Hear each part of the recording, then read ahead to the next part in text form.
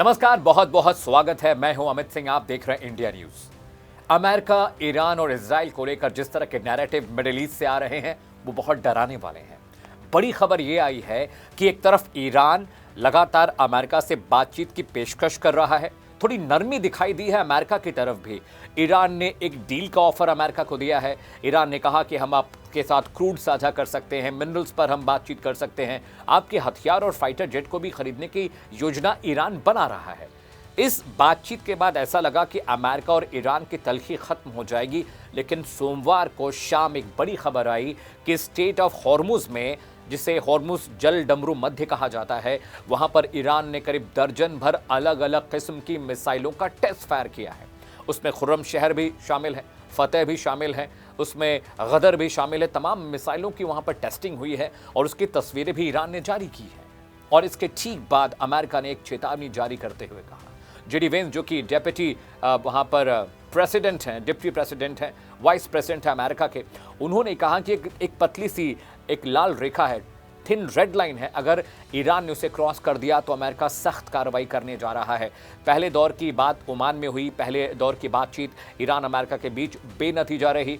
उसके बाद जिनेवा में बातचीत हुई, राउंड 2 ऑफ टॉक्स हुए वहाँ पर जिनेवा में, वो भी बेनतीजा रहे। हालांकि वहाँ पर रजामंदी इस बात के लिए बनी है, ईरान ने साफ साफ कह दिया कि हम अपने सिविल न्यूक्लियर प्रोग्राम को बंद नहीं करने वाले हैं। ईरान ने कहा कि हम आईसीबीएम और जो हमारा long range intercontinental ballistic missile का प्रोडक्शन हम नहीं बंद करने वाले हैं।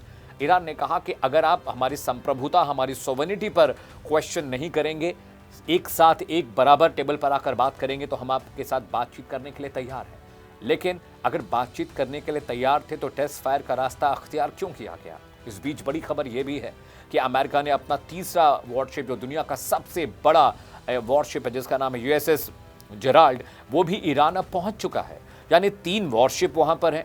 B-2 बॉम्बर्स डिप्लॉय कर दिए गए हैं। Kuwait, Jordan, Lebanon, Syria, UAE, सऊदी अरब में जो फौजी अड्डे अमेरिका के, वहां पर बड़े पैमाने पर फाइटर जेट भेज दिए गए हैं। ये तैयारी क्या कहती है? अगर आप किसी के साथ बातचीत के जरिए इस पूरे मसले का हल निकालना चाहते हैं तो फिर ये जंगी तैयारी क्यों है? इतना हैवी वॉर पेरीमीटर क्यों बनाया जा रहा है? ट्रंप ने अपने शब्दों में, समझिए ट्रंप के शब्दों में, तो साफ साफ उन्होंने कह दिया कि अपना न्यूक्लियर प्रोग्राम ईरान बंद करे, रॉकेट प्रोडक्शन बंद करे, जो प्रॉक्सी संगठन है जैसे हिजबुल्लाह, हूतीज और हमास, उसको फंड करना बंद करे। साथ ही साथ उन्होंने ये कहा कि जो एनरिचमेंट प्रोग्राम चला रहा है यूरेनियम का, उसे बंद करे। और सख्ती से ट्रंप ने कहा कि अगर आप बातचीत के जरिए नहीं समझेंगे तो आपको हम सख्ती से समझाएंगे। और जिस तरह की जंगी तैयारी देखने को मिल रही है ईरान के पास खाड़ी में, वो ये बताता है कि अमेरिका सिर्फ बातचीत के जरिए चीज़ें ठीक नहीं करने वाला है। अगर ज़रूरत पड़ी तो प्रिसाइज हमले होंगे, अटैक होंगे। जून 2025 का वाक़या आपको याद होगा, जब B-2 बॉम्बर के जरिए अमेरिका ने ईरान के मुख्तलिफ इलाकों में उनके न्यूक्लियर साइट्स पर हमला किया था, और इजराइल भी इसमें शामिल रहा है। अब इजराइल की तड़प बढ़ गई। इजराइल ये चाहता है कि बातचीत का दौर अब खत्म हो, उसे फिनिश किया जाए, उसको उसमें रद्दोबदल कर दिया जाए, सबसे पहले अटैक किया जाए, हमला किया जाए, ईरान को सबक सिखाया जाए। लेकिन अमेरिका देखिए डीलर है, डोनाल्ड ट्रंप एक कारोबारी है, बिजनेसमैन है, तो वो हमेशा बातचीत के जरिए अपने फ़ायदे के हिसाब से मुफीद फैसला लेना चाहते हैं। और इसीलिए जब क्रूड को लेकर, मिनरल्स को लेकर, फाइटर जेट की डील को लेकर ईरान की तरफ से बयान आया तो ऐसा लग रहा था कि अमेरिका थोड़ा सा हल्का हाथ रखेगा, ईरान भी थोड़ी सी सख्ती कम कर लेगा। लेकिन मैं आपको बताऊं कि ईरान की ओर से की गई ये पेशकश किसी काम नहीं आने वाली है। ये सारा खेल क्रूड का है, लेकिन अमेरिका कभी भी इजराइल को ताक पर रखकर कोई फैसला नहीं लेगा। दूसरी बात ये भी है कि खाड़ी देश जो हैं, चाहे आप यूएई की बात करें, आप सऊदी अरब की बात कर लीजिए, जॉर्डन, कतर, लेबनान की बात कर लीजिए, ये कभी भी नहीं चाहेंगे कि ईरान के पास परमाणु हथियार हो, क्योंकि ईरान एक शिया मुल्क है। अगर उसके पास परमाणु हथियार हो जाएगा तो मिडिल ईस्ट की जो कंट्रीज़ हैं उन पर बहुत दबाव होगा। और इसलिए भी वो चाहते हैं, दबी ज़बान में वो सभी चाहते हैं कि ईरान पर अमेरिका हमला करे और उनके न्यूक्लियर प्रोग्राम को सस्पेंड करे। लेकिन बड़ा सवाल ये भी है, क्या बातचीत के ज़रिए अगर चीज़ें नहीं ठीक होती हैं तो क्या दोनों में जंग होगी? इधर खामनेई का बड़ा बयान आया है, जो अयतुल्ला अली खामनेई है, सुप्रीम लीडर है ईरान के। उन्होंने कहा कि ठीक है, अमेरिका के पास दुनिया के सबसे बड़े वॉरशिप है, लेकिन उस वॉरशिप को डुबोने के लायक हथियार ईरान के पास है। ये सीधी धमकी थी। खामनेई ने कहा कि हम अमेरिका के तमाम वॉरशिप को समंदर की गहराई में डुबा देंगे। अमेरिका को ये लगता है कि अपने वॉरशिप के जरिए वो हमें डरा सकता है, हमें धमका सकता है, तो ऐसा कतई होने वाला नहीं है। हम अपने देश की रक्षा के, अपनी संप्रभुता के लिए लड़ते रहेंगे।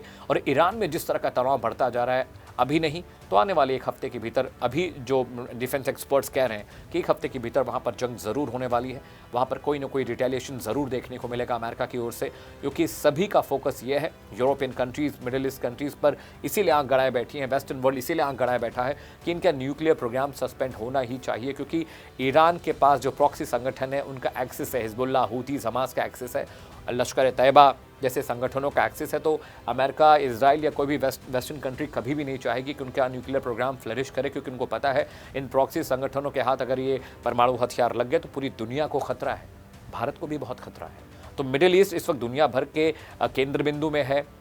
दुनिया की 40% जो क्रूड की सप्लाई होती है वो मिडिल ईस्ट से हो रही है, इसलिए भी क्रूड को लेकर भी बहुत संशय बना हुआ है। दुनिया भर के मुल्क ईरान पर नज़र गड़ाए बैठे हैं कि अगर अमेरिका ने हमला किया तो जो स्ट्रेट ऑफ हॉर्मुज़ है, जहां से बहुत बड़े पैमाने पर कच्चा तेल सप्लाई होता है, वो रूट है, तो वहां पर अगर अवरुद्ध उत्पन्न होगा तो पूरी दुनिया में कोलाहल होगा, केओस हो जाएगा, क्रूड के प्राइसेस अप होंगे, इकोनॉमी, दुनिया भर की इकोनॉमी पर असर पड़ेगा और अमेरिका कभी नहीं चाहेगा कि ये सिचुएशन बने। लेकिन कब तक अमेरिका बर्दाश्त करेगा? इतने बड़े पैमाने पर डिप्लॉयमेंट वॉर वेपन्स के हुए, इतने बड़े पैमाने पर वॉरशिप वहाँ पर पहुँच गए, B-2 बॉम्बर्स, स्टिल्थ जो फाइटर जेट है वहाँ पहुँचे, थंडरबोल्ट को भी डिप्लॉय कर दिया गया है, फौजी अड्डों पर फौजियों की जो नंबर्स हैं सोल्जर्स के, उनको भी बढ़ाया गया। तो अमेरिका पूरी तैयारी कर रहा है और क्रक्स ऑफ द अफेयर ये है कि अमेरिका ज़्यादा से ज़्यादा टाइम बाई करने की कोशिश कर रहा है ताकि उसको जंग की मुकम्मल तैयारी का और मौका मिल सके, और कहीं ना कहीं ईरान भी चाहता यही है। आज के एक्सप्लेनर में फिलहाल इतना ही, लेकिन देश और दुनिया की तमाम बड़ी खबरों को देखने, पढ़ने, समझने के लिए आप इंडिया न्यूज़ के डिजिटल प्लेटफॉर्म को फॉलो करते रहिए। आपको मेरा ये प्रोग्राम कैसा लगा, अपने विचार, अपने सुझाव आप मुझे दे सकते हैं। आपके बताए कुछ टॉपिक्स पर भी मैं कोशिश करूंगा कि एक्सप्लेनर्स आपको दूं। नमस्कार।